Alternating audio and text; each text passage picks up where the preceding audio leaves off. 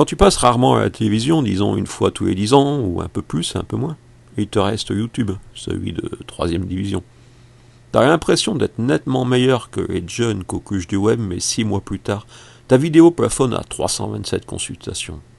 Quand celle postée le même jour par Trucmuche agité affiche 12 millions et des poussières. Tu peux te consoler en te pensant envié par les youtubeurs de division d'honneur ou fédérale. Il y a vraiment des êtres humains connectés pour méthodiquement ajouter des vidéos malgré leur antécédent de 8 à 17 visites.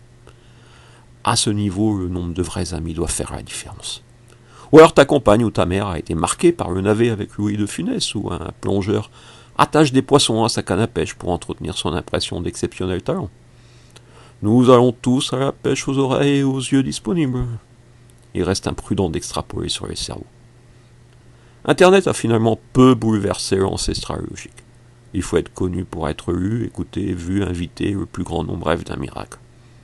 La force de YouTube, donc de Google, c'est de parvenir à entretenir cette illusion du miracle toujours possible d'un effet boule de neige, engouement général pour une vidéo sans moyens ni soutien. Tout le monde peut connaître son quart d'heure de gloire, et même entrer dans le cercle des youtubeurs plaqués or.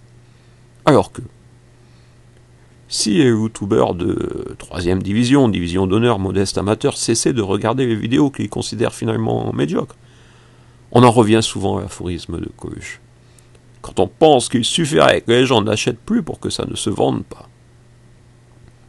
Si les gens cessaient de regarder, ça ne se verrait plus, ils n'en causeraient plus, et plouf. Dans le domaine littéraire, André Malraux. Oui, André Malraux, écrivain, le premier des ministres de la Culture, il affirmait « Au-delà de 20 000 exemplaires, comment ce malentendu ?» Henri Michaud restait encore plus raisonnable en résumant « Si un de mes livres se vend à plus de 300 exemplaires, c'est qu'il y a un malentendu. » Oui, maintenant, comme avant, le reste, c'est du marketing, ou l'air du temps, le besoin de combler le vide, de distraction. Ça ne nous concerne pas vraiment. On est bien, finalement, en 3ème division. Mais non, qu'on le taise ou l'avoue, on rêve tous des premières petites créations, d'être lus, vus, entendus par le plus grand nombre. Mais certains ne sont pas prêts à tout pour cela. C'est sûrement une des différences essentielles entre les mascottes et moi. Et nous ?